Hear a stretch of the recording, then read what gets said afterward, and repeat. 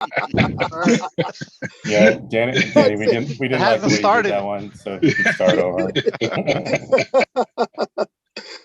All right, I'm getting this set up here, and we are going to be good to go. Awesome. I love this. All right, Dan, give me 1 second, and I will get us started. Everybody's good to go? Yep.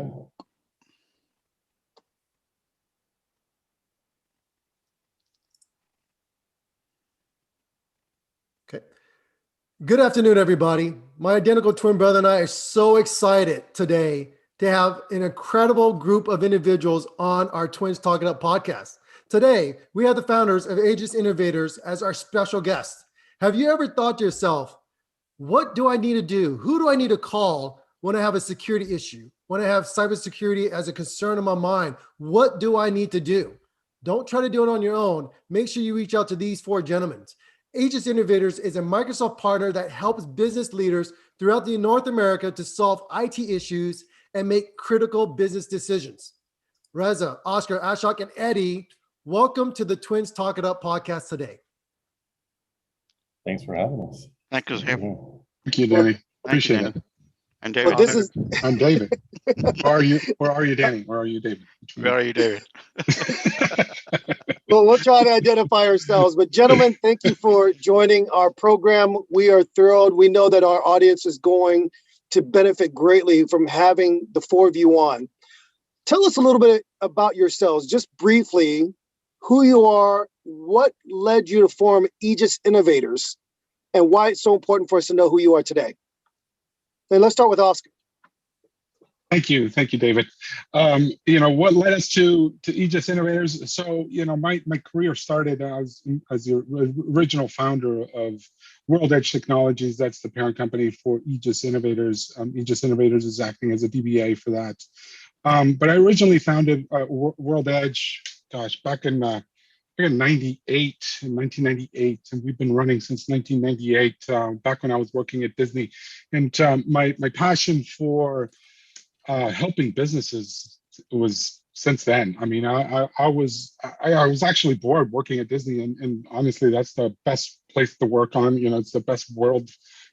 People talk about good about Disney, and that is the place to work at Disney. And we have a lot of ties within our business within Disney. Eddie came from Disney, another engineer came from Disney, so there's a lot of ties in our world from Disney. So that's kind of special.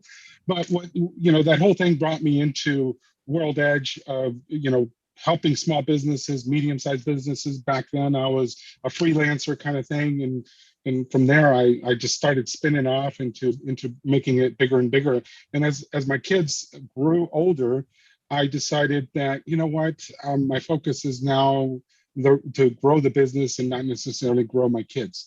So, because now my kids are grown up, so now it's like, okay, I got to grow the business. So that was the whole focus. I changed my focus. I brought Reza Palizban on board, the president, now the president, and he has a great track record of bringing businesses to multi-million-dollar businesses, and so that was my focus: is bring somebody on board, bring the geniuses that are going to help me bring this business up and running. So that's kind of my story. That's awesome. And Reza, would you mind sharing from there? That's pretty inspiring. I love that. Go ahead. Yeah. Prior to me joining Oscar World Edge, I was in a consulting business, management consulting business, and we focused on competitor intelligence and customer analysis. So, it gave me an understanding of business. And then I then moved on to another business where I met Oscar as a manager, eventually became a CIO of a company that grew from 30 employees to 150 employees over a course of 10 years. Started working with Oscar on a lot of different technology initiatives. We implemented the ERP system, and we digitally transformed that business. When the Microsoft Cloud came about in 2011, Oscar was on it. I remember he came into my office and said, Reza, the world has changed. the way business is going to be done is going to be totally different. And, he talked about Office 365. We got the business within 1 year. He convinced me to bring that business fully to the cloud. We brought Exchange to Office 365. We got into Azure. And, we had that trusted relationship. We became friends. And after a 15-year career there, I joined, as Oscar said, he was looking to grow it. I wanted to get into an entrepreneurial role. He gave me that opportunity. He was very gracious and brought me in as a partner. And since that time, we've been able to add amazing people like Ashok and Eddie.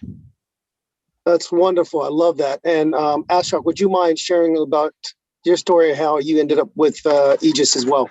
Sure. Out of college, I worked in the enterprise business, corporate enterprise business, actually right here in Tustin, Irvine and Tustin area, at a healthcare organization. Started as a programmer, and I was bored doing that, but I slowly went up the chain, programmer, manager, operations manager, and so on. So at that time, though, we went through many mergers and acquisitions, and we merged with an organization at that time called Regency Healthcare. And along with that acquisition, there was a fellow employee that joined us, was Oscar Rodriguez. Yes, from back in the 90s, me and Oscar had met. We had actually worked together. At some point, Oscar had obviously moved on to Disney later on, but I was with Regency Healthcare, then Sun Healthcare Group, until about 2006, and then I got what we call reorganized. And so the next day, me and a fellow colleague started my company at that time called CT University Center. That's part of a franchise called Computer Troubleshooters. And with that organization, as Oscar said, I had the need to help people. I'm very open with my knowledge, and I like to help people, particularly IT companies as well. So I grew the business, and then I think around about 4 years ago, I ran into Reza at a IMCP or Microsoft event, and we got to know each other well, and we started, meeting at different events. And then I think probably 6 months later, he brought a guest to one of the meetings, and that was Oscar. So at that meeting, me and Oscar reacquainted ourselves, and a year and a half later, we merged together to come together as AEGIS Innovators, and that was 2019, I think it was. Yeah. So that's pretty inspiring. I love that. Yeah. I mean, it's really encouraging to see how you guys came together here. Eddie, would you mind introducing yourself and how you can be a part of the team? Yeah, my story is not as great as those. It was like late October in 2019, and they were on their way down to a client close to the border. And they saw me standing on the side of the road, and they said, "Hey, do you know Teams?" And I said, "Yeah." And they said, "Well, get in because we got some training to do." And that's kind of how I came on board, really. But all joking aside, I had a buddy who had started this company called Company Built, and I've been working with him for several years and was involved with IMCP. He decided in 2015 that he was kind of done with the business. So we sold our book of business. We didn't sell the company, but we sold everything except one client. And then we've been good friends. So we were having lunch, and he's like, "So what do you want to do now?" And I'm like, "I don't know. What do you want to do?" He's like, "Well, you just want to start it up again?" And I'm like, "Are you serious? Why did we just sell it if we're going to start it up again?" And he's like, "I don't know. Let's just go for it. We got the one client, and let's go." So we did it. And then 4 months later, he's like, "I'm out 100%. I'm out. I'm done." And I'm like, "Okay." And at that point, so in January 2016, he just gave me the company essentially, and then tried to build it from there. But, it's kind of, being a solopreneur has its challenges, and I think maybe Ashok may have experienced this too. It's just, sometimes everything falls to you. You got to do everything, and I was using additional help and resources. And the engineer that I had took off to Germany, so it means I had to find other people to help me, and finding somebody you can trust who isn't going to try to take your client or somebody. I had those resources, so I was grateful, but. A couple of years down the road, started I'd known Ashok and I had known, I started doing more with Ashok and Reza and through IMCP. And then actually that opportunity came up we started saying, hey, maybe we can, try and partner on some things. And this training opportunity was in fact real. They didn't find me on the side of the road, but the training opportunity was real. And, we said, hey, let's see if we can kind of work together. And then all of a sudden, that was October of 2019. And then, by December, we were talking about let's merge, right? It just all of a sudden it went from 0 to 100. And then by February, we had kind of really made it official on February 1st. So it was a short fuse on that one, but it's been good. And, we have a really good team. So Oscar and I used to work in the same building on the same floor, probably passed each other several times, never really had a conversation, but Yeah. it was funny. Some of the stuff that you see in the background in his desk is stuff I have in another room at my house. So, name tags and things like that. So it's funny to see how our paths crossed, but yeah, it's just really good to be here. It's really inspiring to hear. Like I said, the four of you guys coming together, the vision that you have, it's a shared vision. And that's what makes a incredible team. We think about the sports world and playoffs and the Olympics that's coming up soon. We think about the industries of music and performance. Great chemistry. Shared vision is what makes it happen. This is Dave, by the way. I want to ask you guys a little bit more. You've all brought up in one way or another different ways you guys are interacted, how you've met. And you've also mentioned the International Association of Microsoft Channel Partners, the IAMCP. Why is that a great association for AEGIS and MSPs to join? And how did you guys find that to be a focal point for your company? I'll take that. So being a solopreneur, I knew right out the gate when I started my business that I can't do it alone, right? So that's why I should join the franchise. But one of the things I was looking for, particularly in Orange County, was an organization, a professional organization that I could join. And I found IMCP particularly just by a website. And I attended the first meeting, and Dave Cyber was at that point I think the president at that time. But I started attending regularly. The meetings were alternating between LA and Orange County. So at that time, I was just attending the Orange County meetings. But at some point, then, as a year later, I was actually invited to maybe participate in the board as as a volunteer to help out with arranging meetings, operational. So I said, I considered it. It was kind of outside my comfort zone, but I took it on and I became more involved. And that's how my journey with the IMCP has grown. Is I've been involved in the community and volunteered, and that's definitely has grown my speaking ability, my public speaking, and also doing presentations and meeting great people like Reza and Eddie and there's many other partners within our chapter that I know regularly and I can talk to freely about business. They're not seen as a competitor; they're seen as a partner and somebody else that you can send business their way, and they can send business our way too. So it's a good organization for us. Maybe I think Reza has a good perspective too. Yeah, I want to just add to that is when I met Ashok, and it was through another Microsoft event that was happening at the same building as IMCP.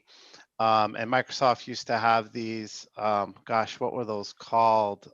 Forgetting the name of them. I think they were SMB Live events. That's what they were called. That's right. Yeah, the SMB Live. And, he really encouraged this. And I really credit Ashok for me even knowing what IMCP was and getting involved into it. And, you hear these things from other people, and for me at that time, I was new to technology because I just made that transition from being a CIO in a food distribution company, which is a grinded out kind of business with heavy equipment and blue collar workers. And we used a lot of technology, but it's, going into this new world. And when he talked about this association, it seemed like this big thing, right? And he told me 100 people met, and Microsoft's involved. And it was a little intimidating for me, honestly, at the beginning, thinking, okay, I'm just going to be a number in this, and why am I going to waste my time? I'm not going to matter. But I listened to Ashok after. I mean, what thing about it is he was very persistent, and we'd meet at other type industry related events, and he kept saying, when are you going to go to your first IMCP meeting? And I'm glad I did. The first couple I went to, I mean, there was like 100 people, especially the one in the SoCal chapter. And it was a little overwhelming, but as I stuck with it and got to know people like Eddie and Ashok and many other great people that were part of that group, I realized it was a family. It takes time, and there's core groups, there's core people within this organization that are really dedicated to it. And those are the people I started to, just because they saw that I was coming every week, and they would take me under their wings and suggest, this is a person, they wanted to learn more about me and what I could offer. What is World Edge about, and what are you guys good at? And then I realized this is a very special community. And what I realized, and meeting somebody like Danny as well, I met Danny through IMCP. And I think eventually IMCP is what brought me to work with a company that Danny used to work with, which is the tech community is about people who want to serve and help others. And I was just really amazed at the quality of people and the kind of humble and hardworking and dedicated people. And I just thought to myself, I found the right thing for me. This is what I enjoy, what I love.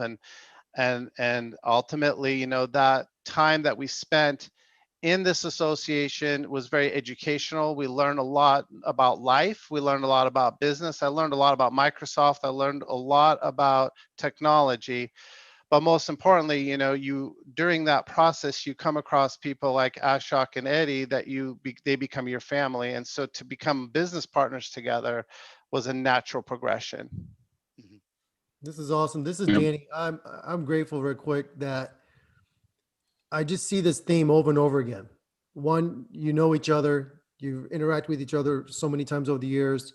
IAMCP has just been a great resource for each of you to get together.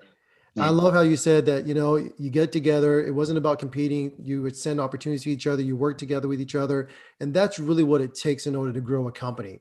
I will tell you what we do at our business is we try to help scale companies. And they always get stuck because the CEO does everything. And they try to do finance, operations. They try to do every facet of technology. They do all the support calls. They go on site and they're the sales engineer. They do everything there is. And they wonder why they can't scale past a certain dollar amount. It's because there's only one person to do all the tasks. And I know that each of you guys, being CEOs of your own companies, coming into one would never work out if you didn't know each other, you didn't have a history of partnering together, and you didn't have the International Association of Microsoft Channel Partners that brought you together so that you guys can get to know if you like each other. And I will tell you, not everybody can form what I call a super MSP. And this is what I was telling you, get you guys on board. We said, look, there's a couple ways you can scale. One, you can buy into a franchise that has all the infrastructure already built, and then you go out and basically sell. Or you can actually go get a lot of money from a lot of VC firms, and then you can go and build your organization that way. But the best way to scale is an amazing way that you guys have finally figured out a way to do it, is to become great partners, great relationships, great friends, know each other inside and out. And that's how you're able to form this super MSP. And I love it. I just want to say that, by the way, I just love this super MSP concept. Let's get into real quick what AEGIS is very, very focused on. AEGIS is very focused on cybersecurity. And I know that you guys have really put a lot of effort into it. When it comes to the cybersecurity model, you guys have gone all in with Microsoft. I understand that as well. But why don't you let our audience here know a little bit more about the difference of people's perception about cybersecurity now, coming out of post-pandemic, compared to before? What has changed before COVID, during COVID? what people, when I say people, I'm talking about customers and their thought process, their mindset when it comes to cybersecurity? Sure, I'll take that. The trends for cybersecurity, even before COVID, were alarming. And, I remember it was 2017, Microsoft had a partner briefing in Los Angeles. It was up in North Los Angeles. What is the name of that park, guys? Studios, Universal Studios. It was right next to Universal Studios. I will never forget that, in LA. And we went up there to a nice, beautiful hotel. And Microsoft, some top executives were there and talking about what the trends in the industry were. And the first speaker was the FBI. And the FBI said, look, this is a problem. This is the number one economic threat to the United States. And this is a problem that is overwhelming our ability as an intelligence agency to deal with. It's going to be a collective effort, and we need the help of the IT community to help, get this under control. And this threat it's a threat to the American way of life. It's a threat to the free world. And so that really, it got on my radar screen at that point in time, is that, hey, this is an area of focus that we need to do more. I remember Oscar was saying this is a direction. I mean, he had identified it through his expertise in just technology and being in tune with what's going on with the world. And then, the more we got involved with Microsoft, we saw Microsoft's evolution as well. Their products were coming out, especially Office 365. Initially, when it came out, it was lacking some security features. But when Satya came on and focused on the making it more of an engineering company and improving its products and services, that became a focus. So we started to see a tremendous growth and evolution of the actual security capabilities. And so we invested heavily in that. And then as we started investing heavily, we looked at the trends in the market. And to answer your original question, it was mind-blowing what the acceleration of the economic impact that cyber crimes were having on the world economy. And so we started doing some speeches. I started doing some speaking arrangements through different organizations. And one of the things that I would point out to people, and we've arrived at this juncture now, post-COVID, is for every $100 that we create in the world, global GDP, for every $100, $5 of it goes to the cybercrime problem. Wow. And if you think about that, that is like a $5 tax on everybody's pay. Okay. And so that's a big economic problem. And what, the world is evolving fast. I mean, our in terms of the economy, it's exploding because of the open nature of the internet. But that open nature has a major gap. So everything is progressing beautifully. Even you look at COVID a year ago, everyone was so afraid that our economy was going to collapse. I looked at the Dow today. I remember the Dow last year was in the the high 20s. It's like 34. And so what's happening post-COVID now is the fact that businesses have to digitize. And the more that you digitize, the more you're vulnerable in terms of all the threats that are out there. So if you don't, this continual trend is going to go even worse. It's expected to go beyond $6 for every 100 eventually. So we know we feel well positioned as a business because the demand is there. But I mean, it's our mission. We want to help resolve this issue. Yeah, I appreciate you sharing that, Reza. I think when we talk about security concepts, you mentioned a moment ago just how important that concept of zero trust and that approach that you guys have decided to take when it comes to cybersecurity.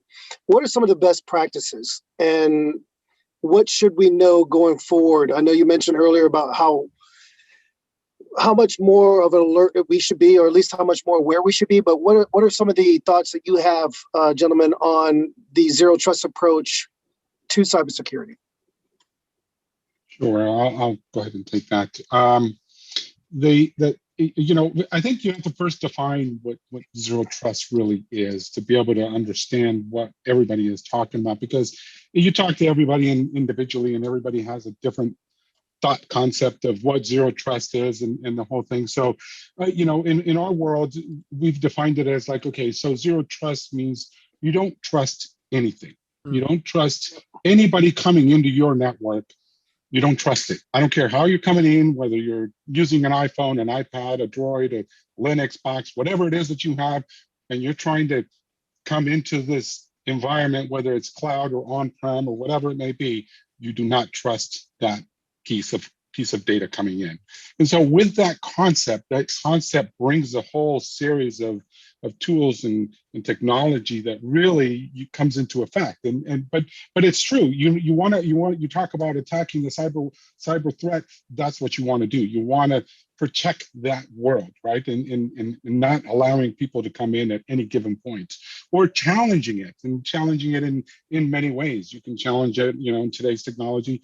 There's a big talk about MFA, multi-factor authentication, conditional access, all that stuff. All that's part of the zero trust implications of what happens. And so, as far as the tech that you choose to do that, you can do it in many ways. If you're on-prem and you have that traditional network, you're going to do it with Okta, with all these different tools, right? You're going to have 5, 10, 15 different tools that are going to protect you, that are going to define that zero trust infrastructure. Well, my vision is like, let's build the perfect network, and let's build it with using one tool.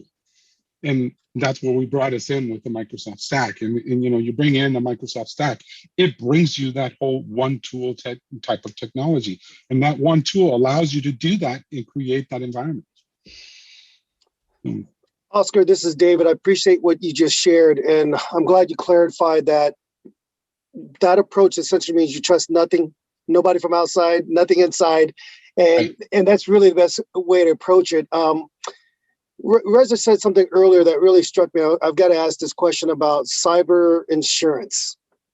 And we talk about breaches like SolarWinds breach, and there have been others that have been in the news. So what are your thoughts about the need for cyber insurance, the need for hiring the best talent for our organizations, and that we really can't skimp on it or go cheap with it? Eddie, do you have any thoughts on that? And I'll kind of open up for the rest of the team, but I wanted to at least throw that out there just to get some of your perspective on what we would call these cyber insurance needs and the way that's increasing today.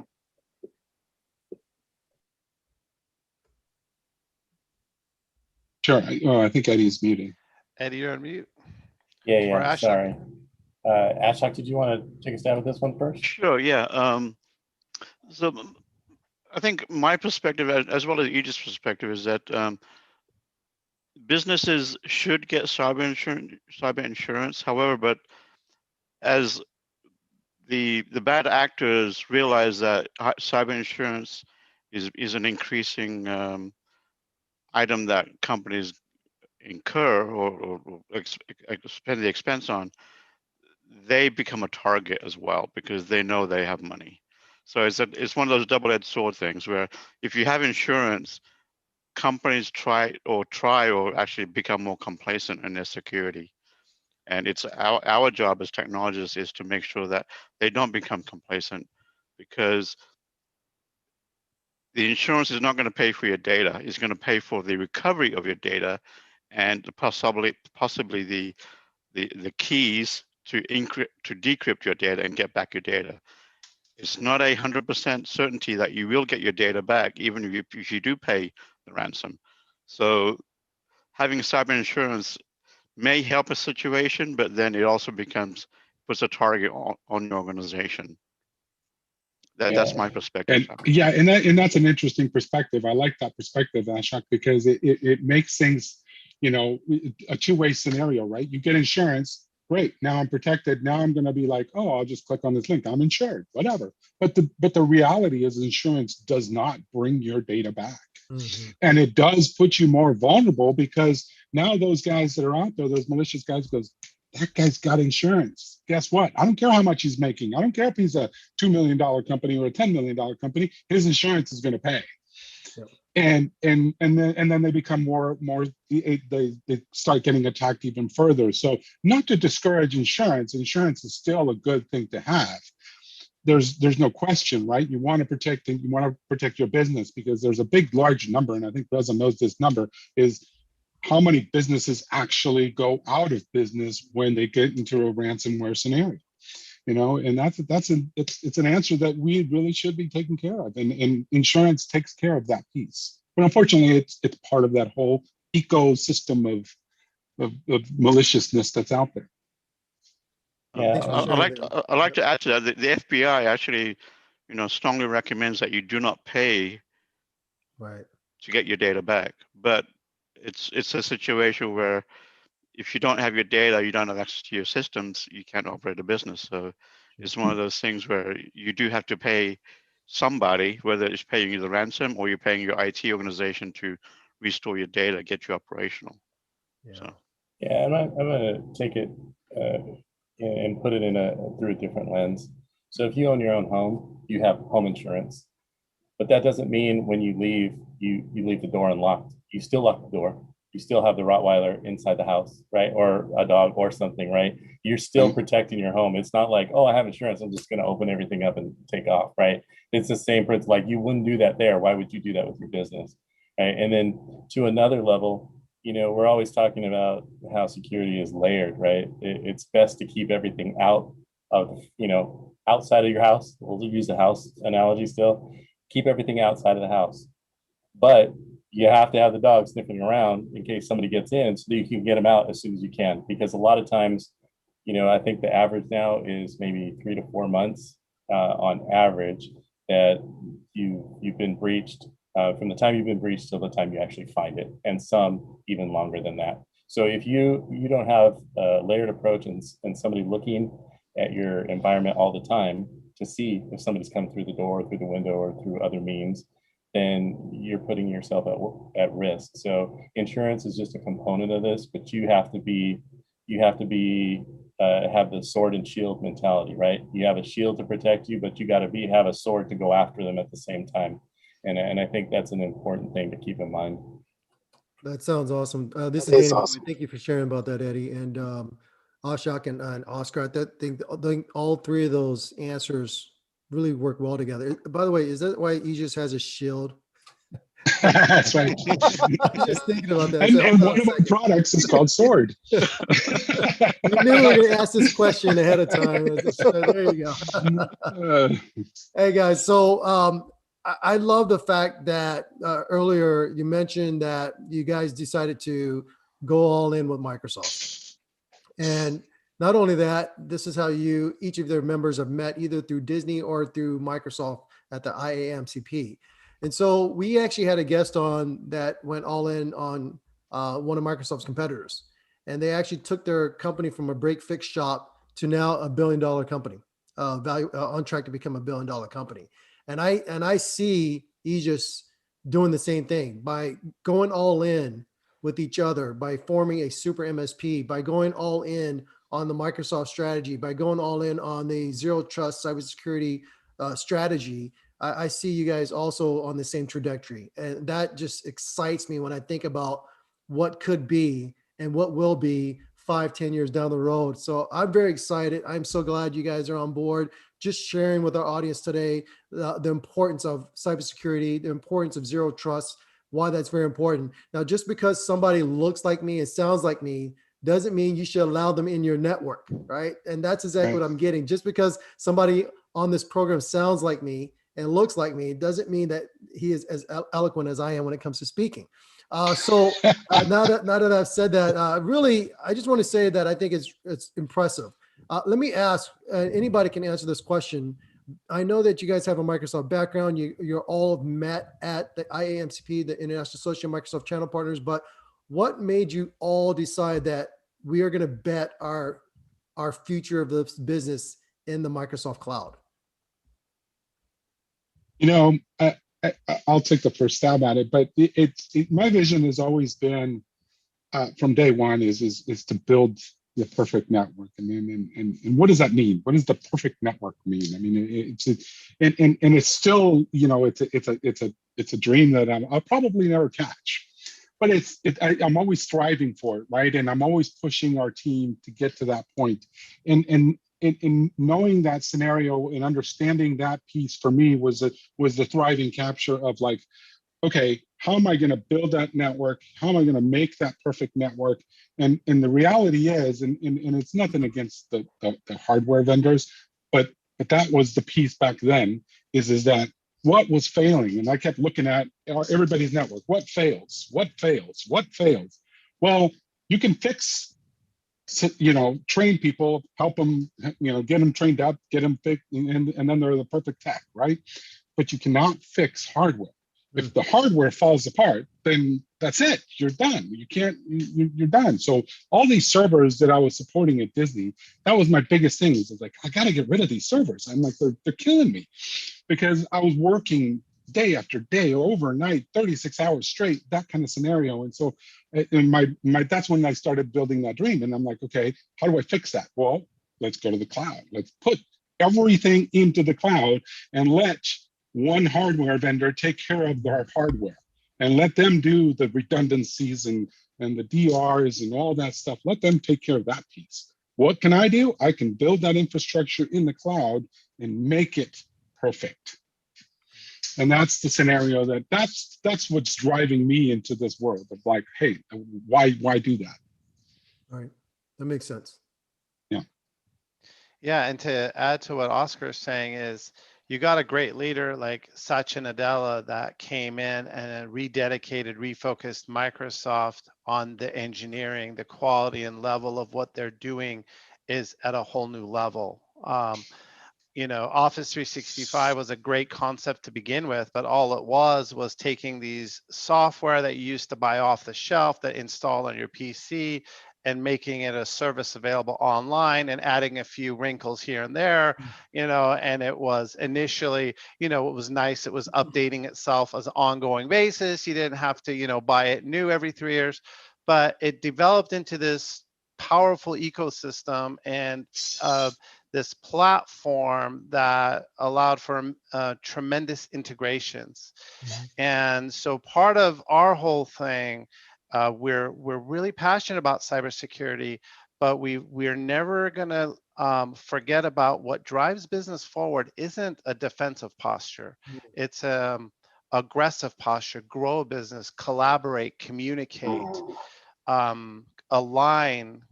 So now you see the evolution with something like Microsoft Teams coming into play and even integrating things even further and finding new ways of communicating, bringing the youthful energy of the people of how they communicate now and not just doing things a legacy way and evolving over time. And so we felt that Microsoft and during the current leadership and the way that they've tremendously invested, and they've, now they've got this great productivity platform, and they've wrapped a very comprehensive security technology around it. And you see all these Gartner reports that Microsoft is a leader in so many different categories in cybersecurity now. It just makes the most sense. And, a company like us, we have to skill up as well. We have to do certifications. So, with Microsoft, we don't have to go, get Cisco certified and all these. We just focus on Microsoft certifications, and it allows us to be an expert in that one realm. This is Danny. I appreciate that explanation, and you're absolutely right. One of the things about my background is, I have every HP cert, Cisco cert, Dell cert, and as you guys are well aware, is that certs expire after every 2 years typically. And so even with the Microsoft certs, they're expiring every 2 years. I was really excited to hear that Microsoft is adjusting their training platform for the future, where you're going to be doing more of a knowledge-based skills gap when it comes to recertifying, rather than going through the whole cert process all over again. So I'm really excited about that. We had Cheryl on explaining that earlier today. So that's really, really exciting. Let me talk a little bit more about this, the all-in strategy of Microsoft and the International Association of Microsoft Channel Partner, because I met each and every one of you gentlemen through the International Association of Microsoft Channel Partners as a sponsor, as a member, as a volunteer and as a sponsor again. And each and every one of you have been volunteers, have been mentors in the group. You're the president of the chapter. In fact, Reza, you're the previous president of the San Diego chapter. And then currently now Eddie Bader is the president of the US board chapter. And he's also the vice president international. So tell me a little bit more about your strategy, the all-in with Microsoft, the partnership with the IMCP, and how that has continued to strengthen each other, and why that's also leading to more opportunities, right? So I know that I've brought opportunities to you guys. Other people have brought opportunity to your organization. This P2P action, the partner action, has been phenomenal as well. So it's a two-part question, more about the Microsoft IMCP relationship, and then IAMCP relationship and the P2P. Sure. I'll start it off, and I think Eddie will have a good talk on this one. But my perspective of IAMCP is when I was bringing up World Edge, I was a member of BNI, and I think everybody knows what BNI is. They're the referral system, and you're a member there as well. And there's one particular business in that chapter, and so you're unique for that chapter, and it's different, right? This is IAMCP is completely the other way around. It's like everybody, it's all tech, it's all and but the beauty of it is their tech is so big that we can be in our lane, and if I need an Okta expert, guess what? I go to Eddie. Eddie, find me an Okta expert in IMCP, and Eddie goes out and finds it, and that's the P2P that comes into play, and that's what's helping us grow our business, because we can come to the customer and say, you know what do you need? I don't care what you need. I'm going to be able to take care of it. It's whether or not who does it is the question, right? But the P2P takes care of it, and that's the beauty of IMCP that comes into play. Everybody in IMCP knows this, and they know that as long as they stay in their lanes, and they're going to be experts at one piece. If there's a SharePoint expert, guess what? I'll go hire a SharePoint expert from IMCP. So that's the part. That's my piece in that my take in IMCP. But it helps us bring our business even further. Thanks, Oscar. Yeah. Sorry, go ahead, Eddie. No, the only thing I was going to say real quick is, even within what Oscar was saying, is if you have a cybersecurity expert, there's even people that have 5 different expertise. So he used Okta. Or if you have a SharePoint expert, one person in SharePoint might be, specific at, designing an intranet. Another might be more on document management and document collaboration. So that's what's the beauty of this whole, just to piggyback on what Oscar said, it's just that there's a tremendous rich layer of talent and specialty, and that almost every business that you come across will have one thing that you can partner with. Mm-hmm. Mm-hmm. Yeah. Go ahead, Eddie. Yeah, thanks, Reza. And again, I'm going to filter this through a couple of different lenses. So if you think about the medical profession and you think about construction, they have this down pat, right?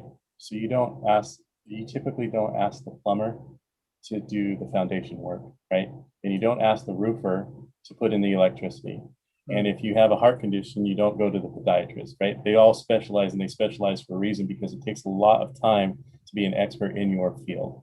And I think that's one of the things that, as a partner, you have to understand where you provide the most value. Because if you specialize, then that means you know this particular field extremely well. It also means that you can charge more for your services because you are an expert in that field. Normally, you pay a cardiologist more than you pay, your primary care doctor, right? And it's just the way it is. That's the model. Everybody understands it in different industries.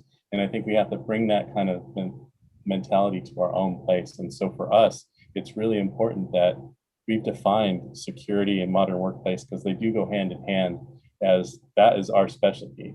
And so when we have a dynamics opportunity, could we do it? Maybe. Will we do it well? Borderline. But why do we even want to do that? Because it's pulling us away from what we do best, right? So we go find a partner. And because we have this rich community that's built on the know, like, and trust concept and the idea of giving first, I think it allows us to provide a solution to the client that is going to be more robust more reliable, and it ends up giving them the best outcome, in this sense, the best business outcome. You go to the cardiologist instead of the primary care doctor to get the best outcome for your heart.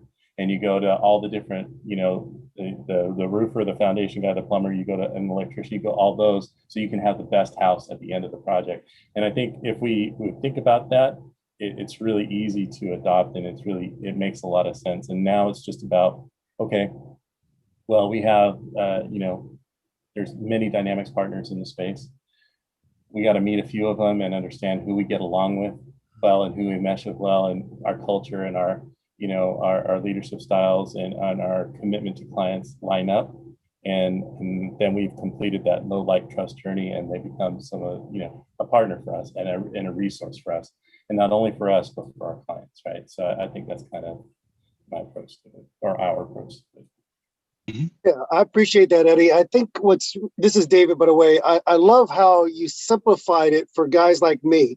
I could turn on the laptop and I expect things to work. That's about it. And you said, look, let me give you a picture. Think about a house.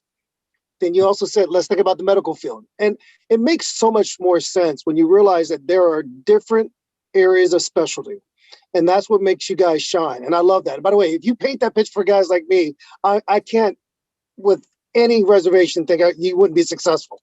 Okay. I mean, there are times my brother and I were genetically the same, where he's starting to talk about something in the IT cybersecurity space. And I say, Dan, quit talking a foreign language. Come back to me here. Come back to me. Right. You guys have been able to make that work today, at least from my set of my view. But I wanted to ask you something that really focuses about more around our podcast. Our podcast and our program is really around leadership and communication. You guys have done a great job in leading over the years. You brought your leadership backgrounds, your experiences together to build AEGIS Innovators. So here's my question when it comes to leadership. From each of your different perspectives, is there a leadership principle, perhaps there's a story, something that you feel like resonates with your work there at AEGIS? And would you mind sharing that? So I mean, maybe all four of you guys have the same leadership story, the same leadership strength, but I think about leadership from the perspective of what Dan and I, we know our strengths, what we bring to the table. Just like you said earlier, Eddie, when it comes to our relationship, when it comes to how we build our partnership with DSB Leadership Group, there are times when I know Dave, hands off, that's Danny's world. He's going to be great at that. And I've learned that. And then there are times inversely where he's actually humble enough once in a while to say, Dave, that's your world. You go for it. And so when you come to your roles there at AEGIS Innovators, is there a leadership principle that you champion or something that you could share from your experience that when it comes to how you lead or why that's important to you that you bring to the table? So Yeah, go for it. Yeah, sorry. So my thing would be is yes, we have our own lanes, and that's the beauty of us is we all understand each other's lanes, and so that's my biggest thing was always from day one is like, hey, I know I can't build a big company by myself. I know that, and I know my weaknesses, and I know the pieces that I'm going to need help on, and that's what I've thrived on is a big piece is for all of us to understand that piece, right? So like you said, hey, when it comes to you want to deal with accounting or something like that's not me. You talk about tech stuff, hey, that's me. Right? Or you talk about a visionary thing or something that's coming down the pipe. That's me. I love that kind of stuff. And so each one of us has our own expertise in that world. And I think that's the beauty of our team. Eddie, you were about to share something. And Oscar, I appreciate that. I love that you guys respect each other in that way to make that work. That's awesome. Yeah, what I was going to say is a lot of the principles are, things that I would consider to be foundational. And then when I say that, it's like foundational is kind of based upon your context, right? What's foundational to you? And I would say that the way we come together as a group is we're very collaborative, but we're very truthful. We understand that not any of us is perfect, but we all come with different perspectives, but we have a tremendous amount of respect for one another and for everybody on our team. And so we listen to each other. And even though we don't agree, we all agree to whatever we decide as a team is whether it was my idea, your idea, whether or not I agree with you at the beginning. If this is our decision as a team, then we're all going to support it once we move out. And we're not rigid, we're open-minded. And when we have conflicts, we come together and we talk through them. And I think that open communication is foundational to our success. I think, being, listening, because the best solution might not come from the four of us. Maybe it's going to come from somebody else who works on our team, being open there as well, and being compassionate, thinking about one another and the needs of each other. So I will tell you, in the last 14 to 16 months, there's not a one of us that hasn't had something go on that they've needed to focus on other than this business. And the others just pull together, make it happen, and we work together. And it's one of the things I love about this team is that, it was one thing being a solopreneur, everything counted on my efforts. If I didn't do it, it didn't get done. And now I have 3 people who want to help me succeed. And by virtue, Reza has 3 more people that want to help him succeed, and Ashok and Oscar and so on. And it's not just us, it's the entire team. We all want to see each other succeed, and we all talk about what that looks like and how that, what it is now. What we need now is not only from a business, but as human beings, what we need for our life. And to have, we don't live to work, we work to live, right? And so we all align there. And I think those things, you don't necessarily find that everywhere, but if you were going to go into a situation like ours, you really have to, understand the people that you're going to work with, and understand and make sure that you can work through problems, because you're not going to agree on everything. You will have stuff that goes wrong, and it's more important. It's easy to be all chummy and friends when things are going well, but you really understand what you have when things hit the fan, and you have to figure out and work through that. And that's what you have. And this team has done it. We've had issues to work through, and we all come together. And I just have a tremendous amount of respect for these 3 guys and for our entire team. And I think that's what makes us tick. It's awesome. Well said, Eddie. Yes. Oscar, would you mind sharing maybe from your perspective? By the way, I love that. And I'll tell you, if we could, we're going to have to get you guys back on. This is Dave, by the way, because I think there's not enough being said about the dynamics of teamwork, especially when you have 4 strong visionary people. You're all driven. You want the same thing, but yet being willing to say, you know what, today you're taking that shot, or today this is your call. But I love what Eddie said. When we leave that table and we have an agreement, that's the agreement. That's what we're going to be focused on. I love that, because you can walk away and still be upset. You can walk away and be angry, but no, the resolve is when we leave, the decision's made. I love that. Ashok, I'm sorry. Did you want to share anything with that? No, I think Eddie did mention that communication is key, and I think we listen to each other, and we communicate the truthfulness of our opinion on a particular matters to everybody else. They may not agree with it, but at the end of the day, there's a consensus. I think that's the key thing. This is Danny. I love the stories, guys. I think that's fantastic, phenomenal. As Dave said, we're going to have you guys come back on again, because we want to talk about teamwork as a workshop as well. I don't think a lot of people really understand. A lot of times when we have people who can't scale further, when I say people, I'm talking about the managed service provider business, people at MSPs. Typically, they can't scale because they don't know enough of all the technology that's available that customers may have a need for. They're not doing partner to partnering. Also, they are the jack of all trades. They're wearing all the hats. They can hire 10 other techs, but they're still going to be in every meeting, every call, every event, every function. They're still going to be going out doing all the calls, after hour calls. They're the bottleneck. Each of you have come together, as Dave stated, with respect for each other, with the ability to be able to swallow your pride, work out, make an agreement, all go all in, move forward, and make it happen. That is something that you just can't teach people. right? This is something that people either get through hard knocks, the school of hard knocks, or they've actually did it themselves. Each of you have run your own business. I was just saying, look, I was doing everything. It was just getting too much. I can't scale and grow this business by myself. But hey, look, if you want IT, I can do IT. Reza, you want to do the sales business, go do sales business. Ashok, you want to go do the technical training, go do technical training. Everybody's doing their own, everyone's doing something Right. specialized to help grow AEGIS innovators. Every single person has their function, has their role of what they do and what they do well. And I love how you guys had talked about how you met. I mean, Eddie and Oscar working at Disney, seen each other, but never really interacted with each other. And then and I mean, just thinking about how you guys all got together, that's just fantastic. And I will tell you, if there's an MSP out there today and you're asking yourself, why can I not grow? There's a couple of things you can do. There's a couple of things you can do, business mastery for your MSP. You can also go and join associations like the IAMCP and meet people like Ashok, Reza, Eddie, and Oscar. Go meet these individuals, and maybe they do something you don't do. Maybe you guys do projects together and you work together. And from there, you realize this could be a beautiful relationship if we decide to work together. And I'll tell you, not a lot of people have the guts to form a bigger MSP. They'll acquire somebody, take their book of business, and then tell the CEO, go take a hike. But not everybody's willing to do what you guys just did and form this super MSP, which I find phenomenal.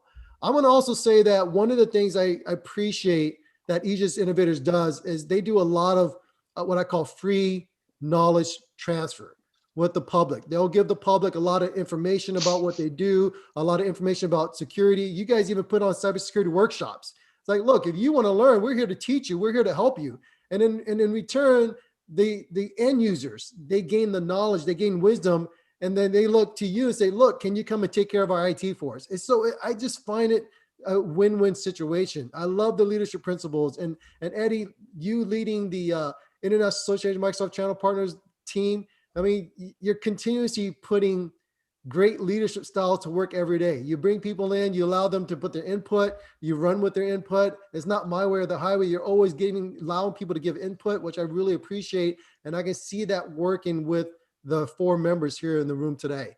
I want to give everyone a chance before we close out. Are there any other like special announcements coming up? I know there's something coming up in July, so I'm hoping one of you guys will talk about that as well. But are there any other announcements that you want to tell our audience and want to tell our members today? Reza, you want to take Reza, that? you want to talk? It's a secret. Don't trust Sure. anybody outsider. Yeah. No trust. We're not telling No anybody. trust. Gosh, right. there's No like trust. so much going on. I don't know which one to choose from. Right. Well, you know, there's several things, so I'll try to keep this short. That's why I sometimes hesitate to talk, because I have a hard time keeping things short and to the point. You know, there's what you were just talking about something, Danny, as far as knowledge share. We've had a program in beta that we are going to release. It's called the Cloud Navigator.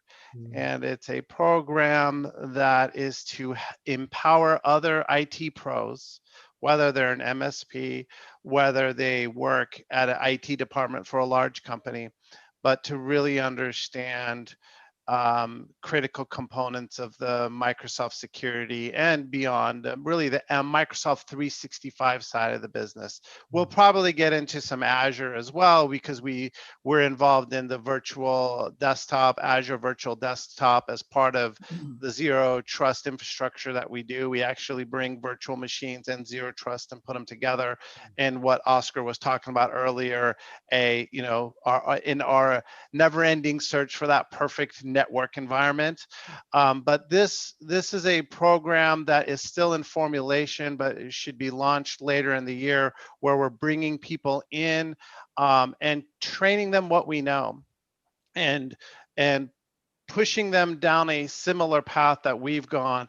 And through that process, we're all about empowerment. And the reason we believe this is I mentioned to you earlier the crazy numbers that's happening to our world. There's plenty of business to go around. And through this process, we're going to find opportunities to work with other people. And so we've worked with somebody at Microsoft that has inspired us quite a bit. His name is Matt Sozman. We've spent a lot of time with him. He's one of their top cybersecurity experts. He really part of, we tell him this all the time is, some of his DNA is on Aegis Innovators. And you were talking about leadership in the past. Leaders and the guys that we have here, they're awesome guys. And what we talked about was listening to each other. The beauty about our team is that we trust our partners like Microsoft, or we also work with a company like Danny very well, SureWeb. When we partner with somebody, if they come and talk to us and they train us, they empower us, and they say this is something you should do. That's what this Cloud Navigator is trying to encapsulate, because we've done a really good job taking that information in and building our business and moving it forward. And we want to also do that for IT pros, and to level them up in a way that they can really empower the rest of the world, their clients, their businesses, to have a more secure place to work and to protect, like we were talking about, protect the American way of life, the free world way of life. We don't need these cyber criminals coming in and telling us, taking our money, and we're passionate about that. So the Cloud Navigator program is going to come out, and we've recently, we're as small as we are, we're actually now having a global reach. So we've been able to do amazing things all around the United States, and we've got our first person in Europe that's recently come on board. It's in the UK. Her name is Eugenie. So Eugenie, hello, if you're listening to this later on. And we're looking to really expand beyond North America and take what we do globally. That's awesome. That's fantastic. And I will tell you guys that this is Danny, by the way.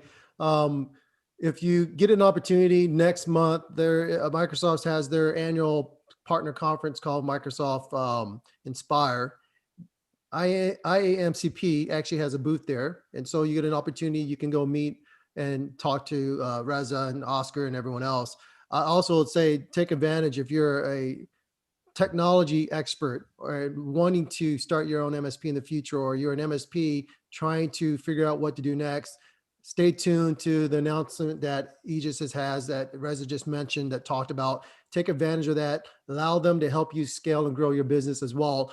On behalf of David, my identical twin brother, and I, we are so grateful for having Reza, Oscar, Ashok, and Eddie as founders of Aegis Innovators on our show. They are a great super MSP, growing their business globally. They're one of Microsoft's key partners, specifically in the cybersecurity, zero trust policy industry today. I want to thank all four of you gentlemen for joining our show. Thank you so very much. Thank you, Danny. Thank you, Danny. Thanks, Danny. Thanks, David. Thank you, David. Appreciate Thank you, it. David. David, thank you. Thank Great you, guys. meeting you. Thanks for having us. All right, so what we're going to do, guys, now that the recording's over, we are going to have our team edit everything.